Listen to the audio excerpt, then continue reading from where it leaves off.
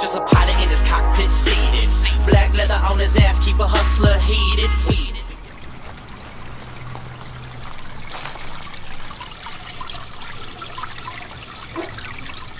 Hello everybody and welcome to the channel. I know I haven't posted a video in quite a while, and the reason for that is I've been in California. Those of you who follow me on Instagram, I posted a few things from there, but I was trying to, you know, stay low key and not let everybody know where I'm at.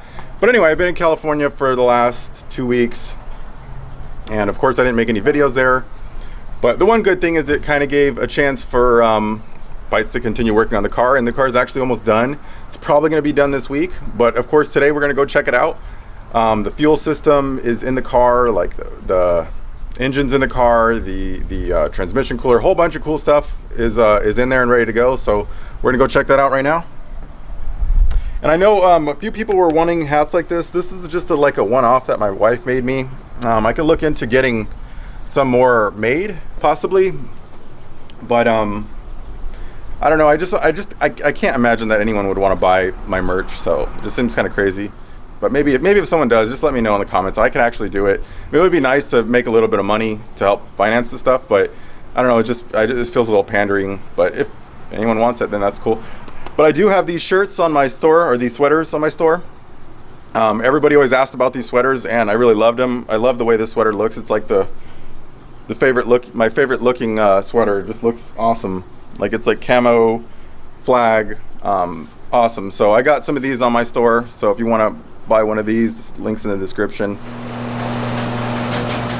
So yeah, a couple things in here. I am going to work on cleaning up the garage just because it's I'm tired of it being like this. And when I was in California, I was working on cleaning up my dad's stuff. You know, imagine if I'm like this, imagine what my dad's like. So it was pretty bad. So I'm like in the cleaning mood, and I don't know why I didn't clean this up before, but I'm definitely going to be getting it done probably this week. Yeah, just trying to kind of get stuff done, stop being lazy. Stop being busy, but just better time management. But let's do a cold start in the Pilot. It's another thing, California, like that new exhaust law. I know a lot of people have been talking about it. It's pretty crazy, but I still see a lot of loud cars in California. When I was there was tons of loud cars, and it was really disappointing to not have my fancy car there, but whatever. I had the Pilot. I drove the Pilot because we took it on the other snow vacation, and then I immediately went and took it to California. So this thing has gone like 6,000-7,000 miles in the last month. So that's pretty crazy. I'm probably gonna have to do some maintenance on this because for some reason now when it starts up, and it's just been slowly getting worse, but it seems to crank longer. Maybe you guys can tell me what you think. Everybody help me out with the timing belt thing, timing belt. So thank you for that, and hopefully you guys can tell me what's going on with this. Let me give you a cold start and we'll see if it cranks a whole bunch.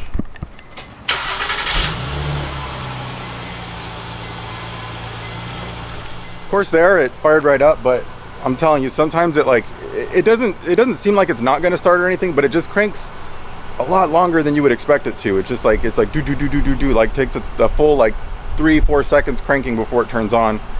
I haven't done a lot of maintenance to this car other than just what has been recommended by the manufacturer.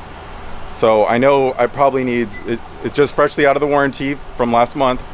So I'm going to probably replace the plugs, maybe the transmission fluid. I don't know. You guys tell me what I need to do to this thing to make sure it works, because now that there's no warranty and it seems like my car is going to be down quite a bit, this is essentially my daily driver, so I need it to work. I need it to drive. I'm pulling up here at Pite's Performance. Yeah. I think it's just a bad gasket on the oil filter. Oh. Could be worse always, right?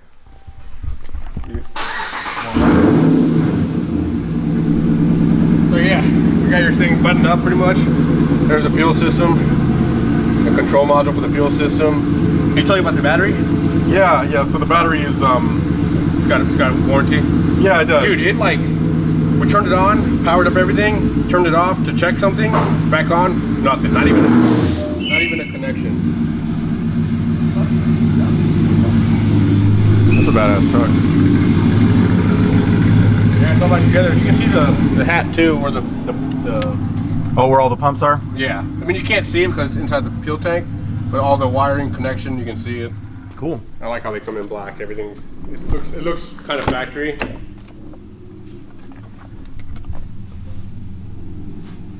Yeah, all the pigtails for all the. So there we have it.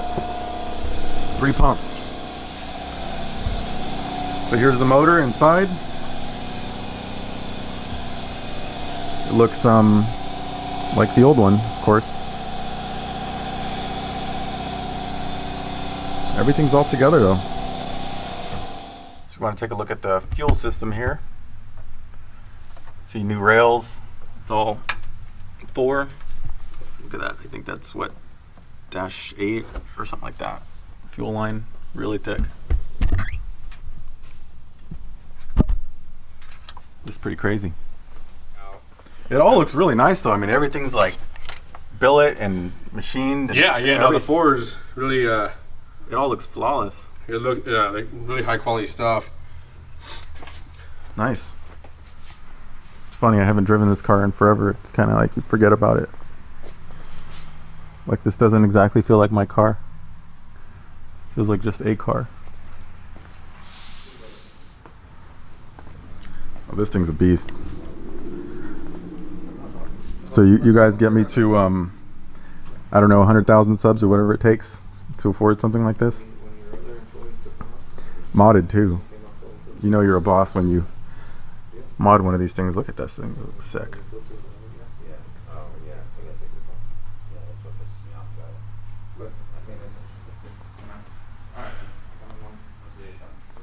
And of course he has the adaptive radar cruise control.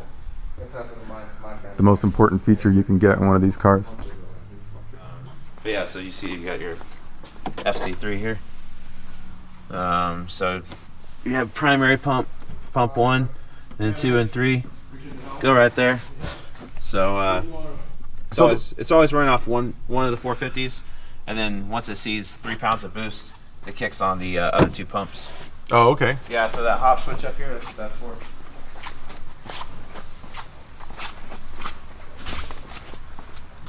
So this hop switch is hooked to a vacuum source or boost source, and once it sees over 3.5, 4 pounds of boost, it completes a circuit in here with a diaphragm, and it makes contact.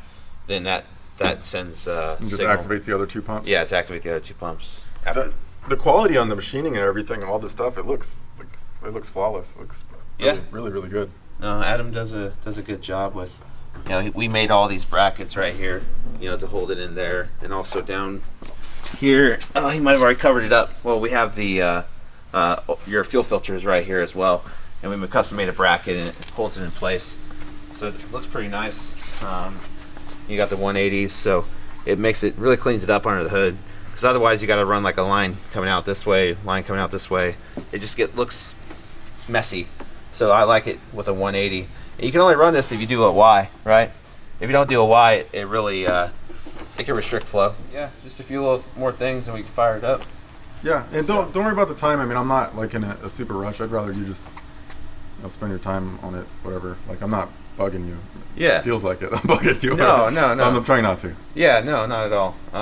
Just trying to think. Oh, did you look at the transcooler? No, where is it? Yeah, let me lift up the bar. So here's the transcooler right here. All right, so it's a derail. It's got a fan on the opposite side so it can push air into it. And also, obviously, you're gonna have air coming through here. This is a Flex LP line, so it's pretty nice. It's braided AN, runs. You got to feed and return, obviously. So it's gonna run up under this heat shield, right? Then over here, just along the bottom of the car. So then it goes up here, and then we've wrapped it because it gets near the exhaust. Oh, to just keep the temps down? Yeah, and then just keep temps off the lines. And then you got an ORB fitting that goes in here, right here. So there's a feed and return. I can't remember which one is which right now. And then the factory is plugged off. Oh, right here. The one that goes on the radiator? Yeah, exactly, right here. So there's your plugs. Oh, okay. Yeah, so little brass plugs. You can get those from nice wherever. But yeah. So does it have like a thermostat, or does the fan run all the time, or? Adam, do you have it switched? All the time. Yeah. So key on. Yeah, key on. Yeah. The fan's all the time. You can hear it, and yeah, it's pretty noisy. But I mean, it's not like you're gonna hear it in the car at all. But you can hear it running when you're outside the car. You on your car with a cam and exhaust, you're probably not gonna hear it. Yeah, you can't hear. Yeah. Yeah. Yeah. Nice. So it all looks good. The work looks really good. Thank That's you. all. That's all this man right here. Yeah. Well, thank you. Yeah. I wanted to put the trans in the front because we did that Hellscream out there, that red car. We did 2 oil cooler and trans cooler. I wanted to do the same style, but you didn't have enough room because the Procharger. Yeah. And then he also has this wicker bill on the bottom, or whatever you want to call it, like Spoiler. a spoiler. Yeah. And it comes out to like Splitter, right, excuse splitter, me. yeah. And I use it as a mounting bracket, but yeah, I had to go to the back, you know. Yeah, But the good thing is we use the high quality LP flex, so you're not gonna have an issue with that. And I heat wrapped everything that when it came close to the exhaust. Well, the added line is going to give you just more capacity, more fluid. Yeah. So yeah. But This looks like a really high quality cooler. yeah, That's the best. I mean, Derail's a top brand. Yeah, I bought the same one for my car. I run twin turbos, and I have to cool the oil down, so I have to use one like this. Yeah, it's pretty stout. Yeah, and we're limited on space right here, but I already compressed the suspension, and it doesn't come close to the lines. Yeah, so test it. So Okay. Yeah, you put the car down on its own weight, and you check the stroke of the suspension, and it doesn't come close. Yeah, Awesome. I mean, I really like how the fuel system turned out too. Yeah, it looks really good. Yeah. And it should perform really well too. So Yeah, that's, I mean, you've got dash 10 feet, triple 450s. That's pretty much going to support whatever you want to throw at it, you know. Yes. Eventually, we'll need a bigger injector, you know, but yeah. So I guess one of the other things I'll have to do is I saw someone broke their axles just recently. Yeah, that would be a definite next upgrade as well. I mean, obviously you've got the drive shaft, but yeah, the half shafts you can get the ones from G-Force, and that's another thing we added. Yeah. I was like, oh yeah, the drive shaft's here. It didn't even occur to me that it wasn't the stock one. Yeah, nice. Yeah. So I guess Nice that's the thing I'll have to decide if I'm going to upgrade this transmission or go to a HP 90. Yeah. I mean, the 70s with a good build can last pretty well, but it just seems to be some last more than others. You do what you can. I mean, you keep torque management in it, you increase pressures, you do everything that you're supposed to do, and some, depending on how the car's used, other variables involved, one will last longer than the other. Just like your short block held up to a fair amount of abuse when you have another Challenger with a 6.4 naturally aspirated can fail. It's just the luck of the draw sometimes, or the day it was built and how well they did everything. Yeah, I mean, even tune wise, like you can be super duper safe, and things still happen. So it's just like. Yeah, that's why it's important to, like, a lot of people mod stuff and then they're mad when it's broken, like it's someone's fault. It's like, if you want things to just work like stock, then just leave it alone. I mean, granted, like if you look at the top of a piston and it's just beat to hell, it's got aluminum transfer, chunks pitting on the top of the piston. Yeah, I mean, you've got something going on. Maybe you had too far advanced timing, or maybe you had an injector fail. Or if it's just on one cylinder, that's usually pointing to something else. It's rarely, I say rarely, depends on the situation, but typically it's a combination of multiple variables coming into play and creating the perfect storm, Yeah. So it's just, yeah.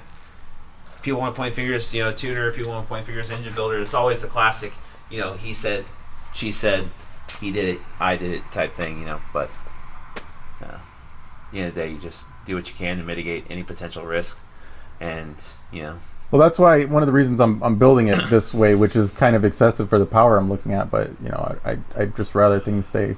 That's the only way I like to do it. Yeah, like I like to have a leeway where it's not like on the brink of blowing up. Yeah, well, just like the fuel system, like you didn't have to do triple pumps, you didn't have to do dash 10 feet, but now it's a mute point. Like, it's already done.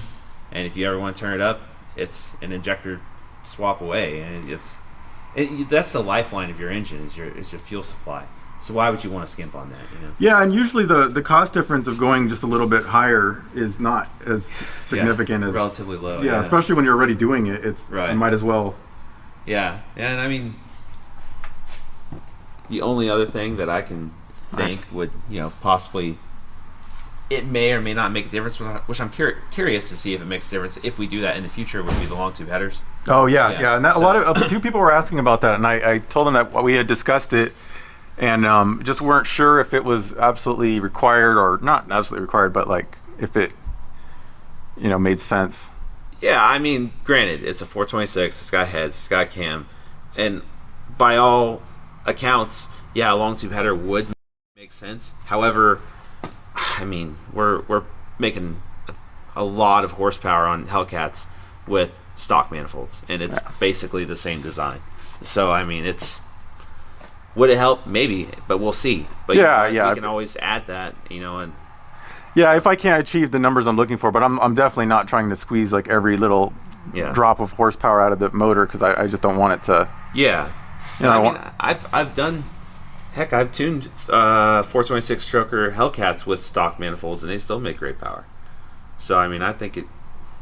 And that one had heads and cam, actually up at Arrington. I did a live remote tune with them on the 426 stroker Hellcat, and it did good. So, I mean, I think we'll be fine. But at least we talked about it. We're on the same page. That's the biggest thing. Yeah.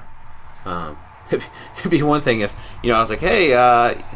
I thought about it, but I was like, we'll be fine. And I didn't say anything. Yeah, that'd be one thing. Yeah, no, you asked me if I wanted to go with them, and I generally it's no if I don't have to. And I think spending money in other places is probably a better investment. Yeah, when I need a new transmission and I need axles, all kinds of other crap, like that extra whatever it is, 50 horsepower I might get, or whatever it ends up being. It's just I got a lot other places to spend money before that becomes the impasse. Yeah, for sure.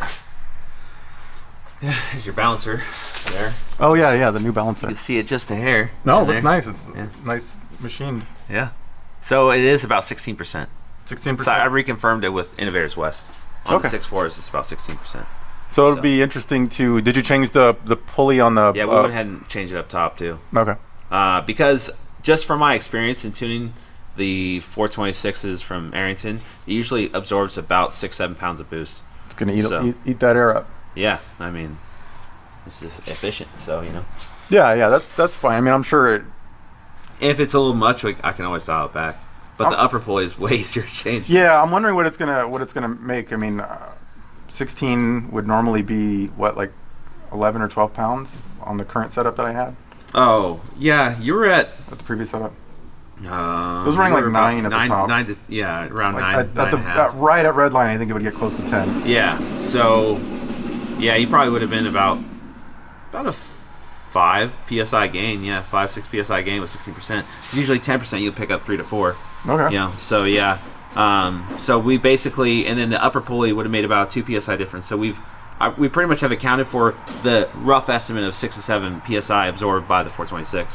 So it should make 11, 12. Yeah, that's what I'm saying. Yeah, that's what I'm thinking. It may be more, maybe less, but with the 426, you pulling it up and down, depending on which, if you're talking upper or lower, is gonna help. Yeah.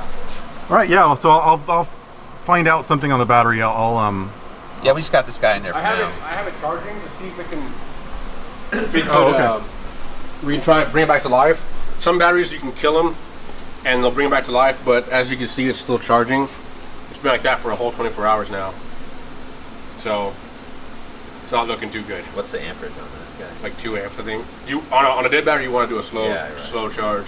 I think it's like 2 amps. It might even be lower. This is I think this battery is like 100 amp hour. So it's a. Yeah. It was a. I've heard a lot of good things about Odysseys. Yeah, they make really good racing batteries. Yeah. Which is not the same thing as a street battery. I think this is a street version, obviously. But like they should stand behind their warranty. Yeah, I'm sure they will. Let me take a picture. And we've had stock batteries from the factory over 5 years sit outside for months on end. We'll charge them and they still live. Yeah, the only concern is just that I bought it recently, and it's just sad that it died already. Yeah. This car seems to eat batteries like it. Unless it's got a draw or something going on, but maybe it does. I don't know. But since day one of actually wrenching on it, battery's been disconnected until until the other night. Yeah, so it shouldn't have been Yeah, it shouldn't have even been drawing it down. No. And so Even if there is a draw, it shouldn't have been applicable on this scenario. It's like a 100 amp hour battery. Yeah. You should be able to draw for a damn long time before it has a problem. Class, man. All right, so there you have it, everybody. Car's coming along really good. I think it's probably going to be ready sometime this week. But we'll have to see. Of course, I just want Alex to take his time with it and make everything perfect. So I'm not bugging him about the time frame because I think it's more important to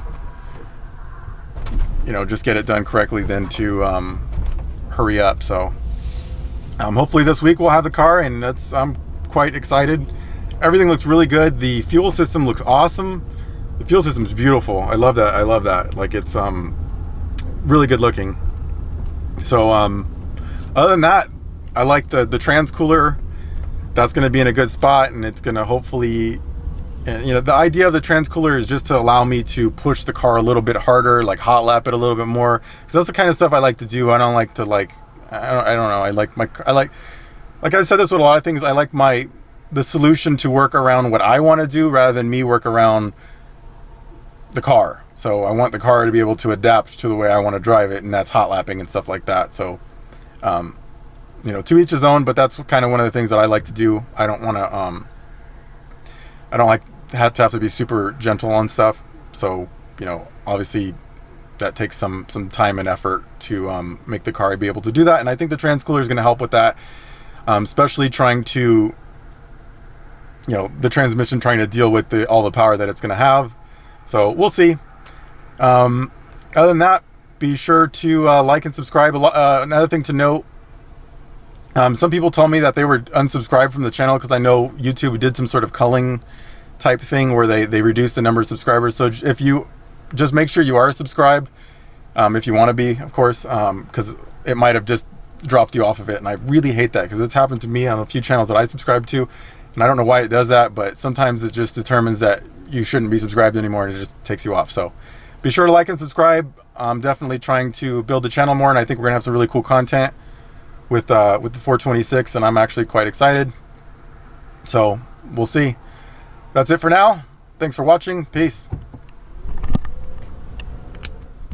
Just a pilot in his cockpit seated.